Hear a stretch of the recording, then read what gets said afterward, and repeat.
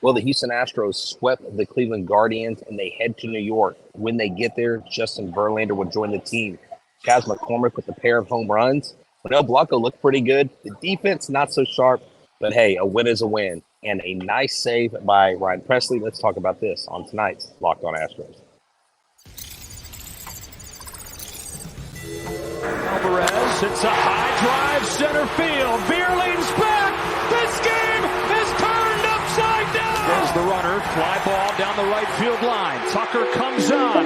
Kyle Tucker. This time they finish the job. Hello and welcome to Locked On Astros, your daily Astros podcast. Here are your hosts, Eric the Man Huysman and Brett H-Town Wheelhouse Chancey.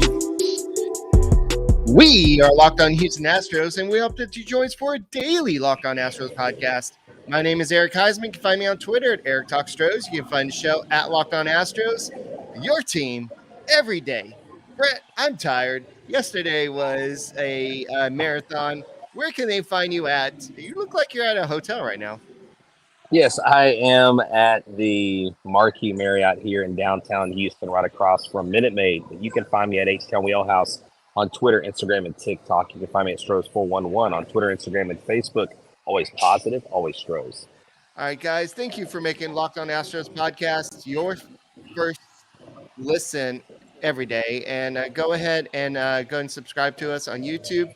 And go ahead and make us your first listen on Apple, Odyssey, Spotify, wherever you listen to your podcast. Go and check out the Locked On Astros podcast. And you know what you should do? You should swing for the fences on the Sleeper picks, and you can win up to 100 times your money. Download the Sleeper app and use the promo code Locked On, and you'll get up to $100 match on your first deposit. Terms and conditions apply. See Sleeper's terms of use for details. Currently operational in over 30 states. Check out Sleeper today.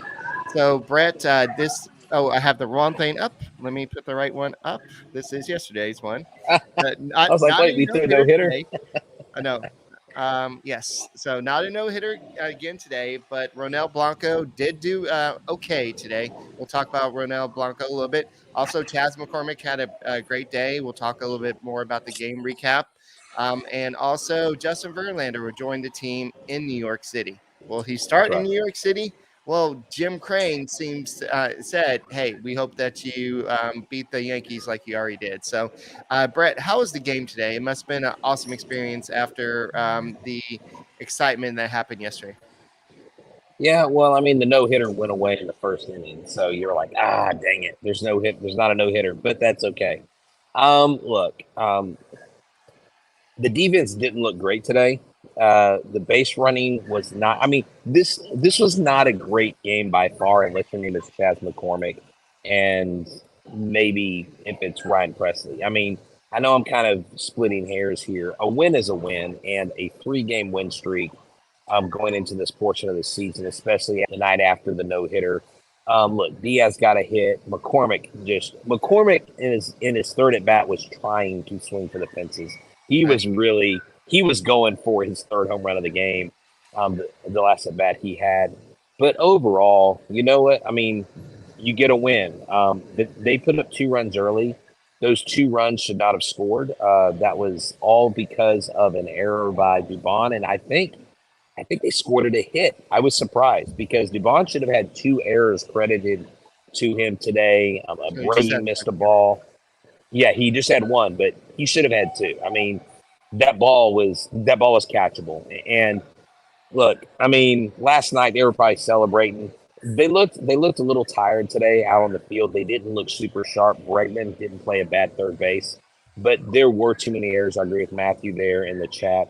But again, a 3-2 win is a 3-2 win, and now we are tied with the Rangers, and it's up to them to win tonight to stay ahead. So now the pressure squarely goes to Arlington. There's no pressure on us because we haven't let. Yeah, and we're actually tied with them right now, so that's awesome. We are tied for first place. So as far back as we were at a certain point, we are actually tied with the Rangers for first place right now. So that's awesome. The Astros have just done a total 360, and they continue to do so by trading for Justin Verlander. And the Astros did get 10 hits today. You had Bregman with 2 hits, Alvarez with 2 hits. Of course, McCormick had 2 okay hits. I don't think they had any importance in this game.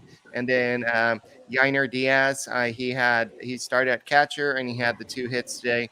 But if you look at what Chas McCormick is doing right now, he's batting 286, but he has a 922 OPS. And I saw this stat on Twitter, and apparently he has the highest OPS of any center fielder right now in baseball. So that's your center fielder. So I think that I know all the focus has been why hasn't Yainer Diaz been starting over Maldonado. I'm still tired from yesterday, but I think that McCormick should be starting every game. He's an everydayer, just like y'all are everydayers watching our podcast every day. I think Chas McCormick should be in the outfield every day. Yeah, Chas McCormick has become a star. Chas McCormick has become a guy on the team that people rally around, that the guys in the clubhouse gravitate towards. And look, I'm not saying he's George Springer 2.0, but I'm saying that he's starting to take on the role like Springer did. The cheerleader, the fun guy, the guy in the club, the guy in the clubhouse that's doing the dances. Yeah. He's got a Chas chomp. I was a little disappointed in the crowd. After his first at bat, the entire stadium should have been doing the Chas chomp. And his third at bat after his 2 home runs, there was like maybe 15 of us doing the Chas chomp. I'm like, come on, guys! Like, this whole stadium needs to wake up. It was a day audience. It's probably a lot of people that aren't your typical crowd. But I love what I'm seeing out of Chas McCormick. And there were several balls that the Indians hit to the deepest part of right center field. And there were a few that I didn't think Chas would get to, and he was able to get to them. You mentioned the multi-hit games by several players. That was a good thing, with Diaz and with Alvarez. And, dude, Corey Jolts, he just keeps hitting into bad luck. He hit so many balls on the button. He didn't walk. Well, no, yeah, he did. His first at bat, he showed good plate discipline. So you just need this offense doing enough to win, and you need the pitching to hold up their end of the bargain. And the pitching did hold up their end of the bargain. The problem with all the hits is you had too many left on base. But I looked it up, Eric. With runners in scoring position, the Astros are ranked 8th right now. They are? Did you know that? Yeah, they're hitting 268. I looked it up, and I had to double look it up. They're hitting 268 with runners in scoring position. So. Well, today they were 1 for 10 with runners in scoring position. Yeah, they'll probably drop it a little. Yeah, they had 11 runners left on base. And the only thing that didn't go Chas McCormick's way today is he was not allowed to kiss Martin Maldonado. Martin Maldonado rejected that and may have even slapped him to get him out of the way. So that was part of his celebration. His first celebration of his first home run, and the second celebration was, Framber Valdez threw some sunflower seeds on him as he was walking by, so he was acting like it was a little shower.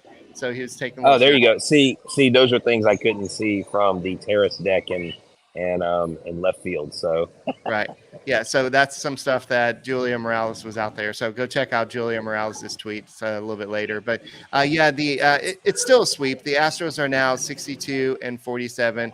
It says second in AL West, but we're pretty much tied with the Rangers right now. So for the Astros to be where they are, it's just great. I think at one point we're 5 or 6 games behind them. And so for us to make this little turnaround, and I think the trade for Justin Verlander has meant a lot for this. So overall, I saw that Abreu, he clunked the ball earlier in the game, I believe. And but I think that if you look at the pitching, Blanco was called up today. Ronel Blanco. Yeah. He was optioned down immediately after the game. It's not necessarily because anything he did. He did pitch 4 innings, allowed 2 earned runs, 5 hits, 4 walks. He's always kind of struggled with the walks, and he had 3 strikeouts. But you have somebody waiting for you in New York. So you don't really need Ronel Blanco anymore. You got somebody named Justin Verlander. I believe that's his name. So he's going to be waiting in New York. And so we'll see when he's going to start. Hold on. Was that your New York accent? I guess, yes. Eric, if we ever go to New York, don't do that. Hey, you got to promise not to do that. And I've got to promise not to ask for a New York slice from Sparrow Pizza. Hey, iChurch Cafe, thank you. He said he's bringing back a Ukraine flag signed for me from my Ukrainian fans. I didn't know I've got Ukrainian fans. That's awesome, dude.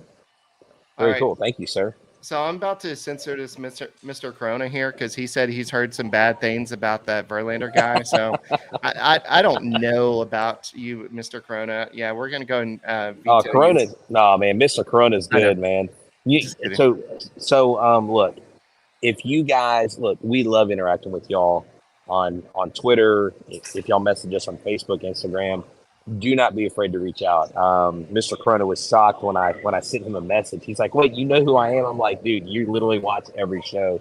So we love the interaction. I only have 2 what? Oh, he's talking about fans. He's giving us a hard time. He said I have 25 and you have 2. He was joking. It's all good. So it's our friend that is doing ministry, I believe, over in the Ukraine. So yes, my kids are my biggest fans. So thank you for noticing. So anyway, moving on back to the game. So Blanco was okay. He came up and did what he's supposed to do, but the pitching overall wasn't terrible. The 5 walks overall weren't great. 7 hits allowed, 2 runs, and Ryan Presley got the job done. He's been a little shaky a little bit recently, but he still has 26 saves on the season, 3.10 ERA. Abreu allowed a hit and a walk, but he had a scoreless inning. Maton recovered from his last outing where he allowed some runs. But so the bullpen is looking pretty good, especially with the addition of Graveman. And I think that with adding somebody like Justin Verlander, it's just going to do wonders to the overall team. Oh, yeah. And I mean, you've already seen it. You've seen you saw the excitement yesterday. You saw the way they played yesterday. I mean, Framber, you can't tell me that Framber's like locked in attitude on the mound didn't have some effect from a residual from the Justin Verlander news, because you and I have talked about this and our fans are keenly aware of it because they're so smart and they follow every game, not just us, but they follow the games. Framber, he has actually been really good this year, but he's been inconsistent lately. He's had a couple shaky starts. And so you need a guy like that to hone in. And this is where I think Justin Verlander comes in and gives Hunter Brown a boost psychologically. JP France is probably going to be like, oh my gosh, I'm on the same staff with Justin Verlander. And then you've got everybody else to come in, these veterans, Javier. Like, they're all glad that he's coming back. And I think that is the key thing. And that's why I think the Astros won the trade deadline. They bring back someone who helped them win. They're not bringing a new person in the clubhouse to create chemistry. They know the chemistry that's there. And they are, I mean, they're ready, man. It's the prodigal son returning. So that's all. Exactly. Yeah. So if you're looking at what Chas McCormick did, to go back to this, I heard this in the game. I forgot to mention it earlier, but he hit the home run on 2 sliders. And what they asked him after the game, they said, how'd you do this? And he said, well, the Guardians threw a lot of sliders against me the day before. I struggled against them. So before today's game, I during batting practice, I asked for some sliders, and I just practiced against sliders. And this is I just saw Nathan Hahn on Twitter tweet this out. In 2021, he had a 176 batting average against sliders. In 2022, he had a 119 batting average. In 2023, he has a 280 batting average against sliders. That's huge. So he has made a big jump in terms of sliders. So that was a big key to today's games. Those 2 home runs, especially that last one, to give them the Astros that lead at the time, and so of course to tie the game, but to give the Astros that lead at the time. So I think that what we're seeing is Chas McCormick not only becoming that team leader, kind of that's life of the clubhouse like George Springer was, but he's also just learning how to become a better baseball player. Because he's not one of these guys that signed a big contract out of school. He's actually he signed a small deal with, and then he's just kind of blossoming into I don't want to say a superstar, but he's blossoming into Well, a star. Well, look, this is what superstar players do in Major League Baseball is they make adjustments.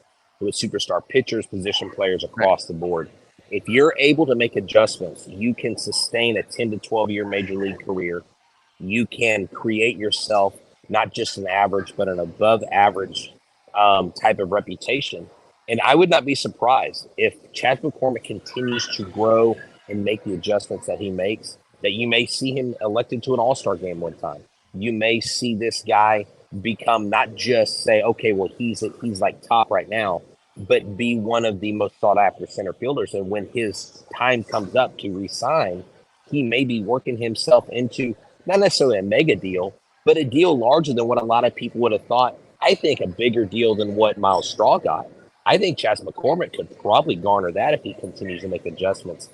And there are so many guys that make it to the majors that never make those adjustments at certain points in their career, and you always wonder what they could become. Chas McCormick is becoming that before our very eyes and in a very strong lineup. Think about it, Eric. Surrounded by Altuve, Bregman,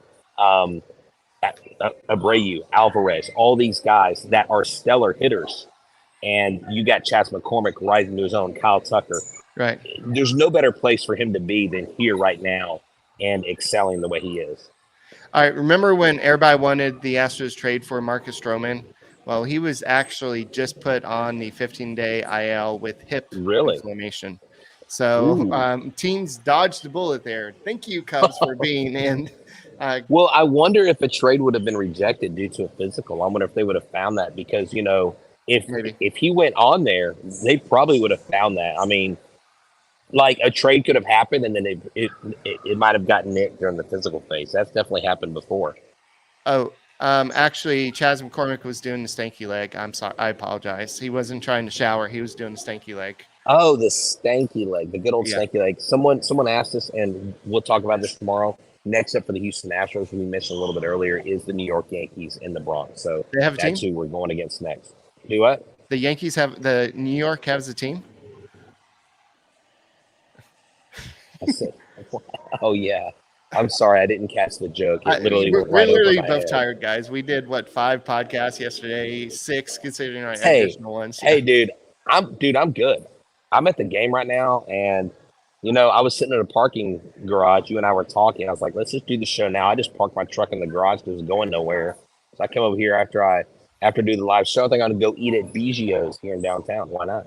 Yeah. So definitely we got Justin Verlander joining the team pretty soon. So how does that affect the rotation? We'll talk about that in a second. We'll probably address that a little bit more tomorrow. But we'll also talk a little bit more about what Justin Verlander means to a team. But definitely something that you want to do if you can't make it to the game. Definitely when Verlander pitches against the Yankees, you can't be there. So if you can't be there, then why don't you go actually watch a game at Hooters? Why? Because Hooters makes you happy. You just want to go there, eat wings, have some great brew, and just watch all the games. If you're not a baseball fan, I don't know why you're watching this podcast, but they have other games going on. I'm sure they have UFC fights on some nights, but if you need a place to hang and watch some Astros dominate their competition, why don't you make Hooters of NASA your choice with great wings, or not just NASA, all around Houston, like Pearland, you have Sugarland, everywhere, just anywhere. There's always, I go all around town, there's always a NASA there. So Hooters has specials every day. Monday is BOGO wings. Tuesday is $9.99 burger and fries. Wednesdays is BOGO boneless wings. Thursday is $19.99 wings and Big Daddy bundle. Friday is $19.83 crab legs, and Saturday and Sundays kids eat free, because why pay for the kids when they can eat for free? So who's ready for a good time? Hooters has a happy hour Monday through Friday, 2 to 7 p.m. and 10 p.m. to close. Join us anytime for $3 Blue Moon drafts or $9.99 Michelob Ultra pitchers. No matter the occasions, Hooters is ready to make you happy. And don't forget, Thursday, August 24th is a ditch day versus Red Sox. And down in section 133, the store opens an hour early that day. You can ride a bus with the world famous Hooters girls and go watch the Astros dominate the competition. And so go check with the NASA store, see if they still have tickets. Ain't no thing but chicken wing tailgate, August 5th. Their parking lot events are always a blast, and stop by Hooters and NASA and talk to Rosie and get your cook team registered while spots are still open. That's August 5th. So come hang out where the Locked On Astros boys like to hang out and watch the Astros with great grub and brews. Ask them what their featured beers are on tap and tell them that the Locked On Astros guys sent you by. And don't forget that you can, when the Astros come back to action, Justin Verlander will not be on the mound, but they will be playing the Yankees at 6:05 Central Standard Time at Yankee Stadium. I believe it'll be on Apple TV, but you can also listen to it with the SiriusXM app. Just download the SXM app and search Astros. Yeah, so Mr. Richard came in a little late. He said he always misses the game. Look, here is the nuts and the bolts of the game today. Ronel Blanco pitched well enough to only give up 2 runs. He did give up several walks. While the Astros collected 10 hits, they only got 3 runs. All 3 runs were from Chas McCormick with 2 home runs today, a solo shot and a 2-run shot. And then Ryan Presley came in for the save. The Astros win 3-2 and sweep the Guardians. That's your condensed recap. Yes. So we're still trying to wait exactly are the Astros going to go with the 6-man rotation? I know Jose Urquidy was supposed to join the rotation and make it a 6-man rotation. That was before Brandon Bielak was sent down. And then now they already sent Ronel Blanco down. And so Urquidy is up. Now they have the 6th starter and Justin Verlander. So they still haven't decided. And Dusty Baker said, we're still trying to figure out what's the best day for each to pitch. The only guy we know is pitching, Brett, I believe you said that Friday that Hunter Brown is going to be pitching. The others are to be determined. I believe that Christian Javier was supposed to pitch Wednesday. So I would guess that they're going to have him pitch on Saturday. Right. That would leave Justin Verlander likely to pitch on Sunday because Jim Crane made the comment about him pitching against the Yankees and getting a win. So, but don't forget that Urquidy last pitched, I believe it was, Sunday? So he does need to go in and make an appearance at some point. So maybe he would get into the game Monday or Tuesday of next week.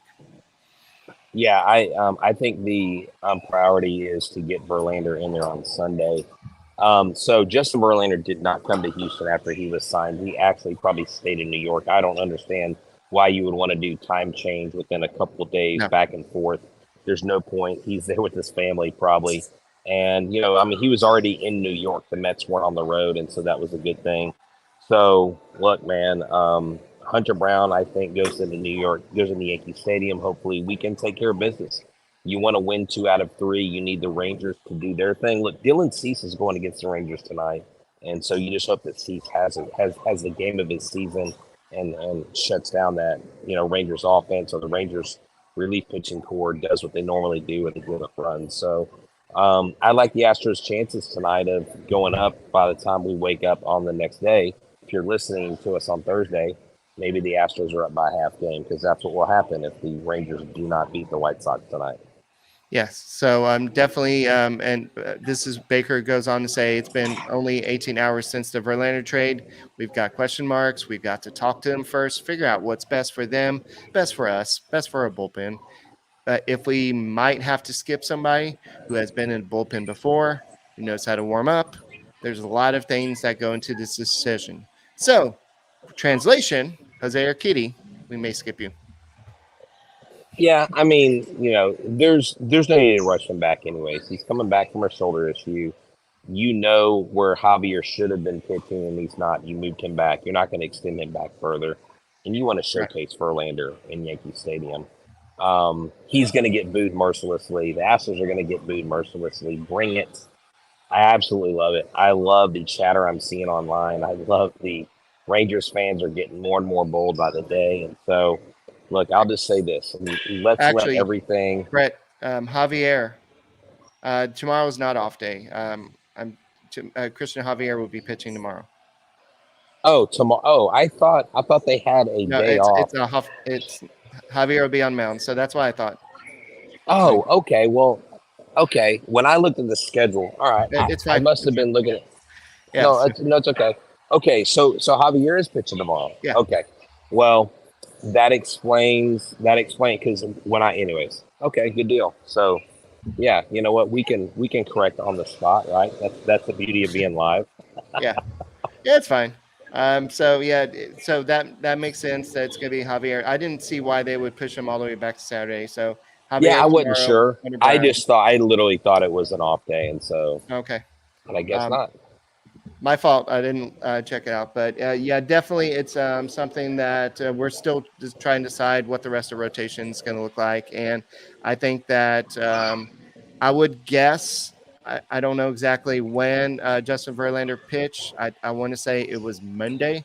So I'm guessing they're going to try to keep him as close on 5-day rest. So I would guess he would likely go on Sunday probably, or Saturday, but I think they'll probably go Saturday. So it's Sunday. Javier Thursday. Yeah, Javier Thursday, Brown on Friday. They don't have anybody listed Saturday or Sunday. Yeah, and so it would probably, it might be Urquidy. I don't know. Look, there's no point of guessing. Oh, JP France.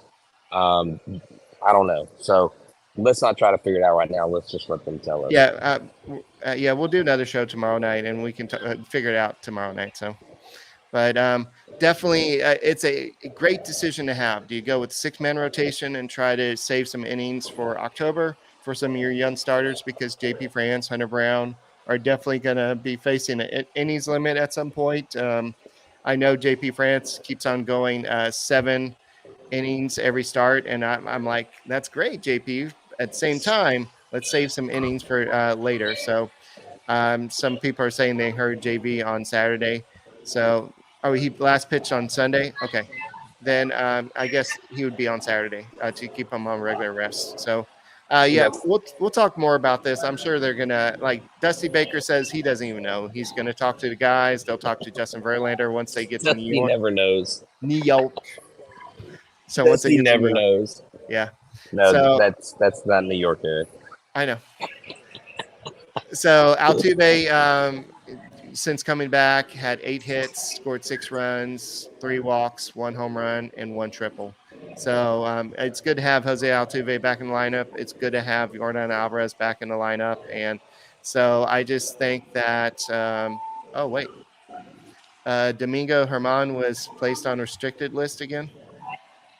Okay. So we're not going to be seeing him with the Yankees. But in other news, Colton Gordon was named the Astros minor league pitcher of the month, and Jacob Melton was the Astros minor league player of the month for July.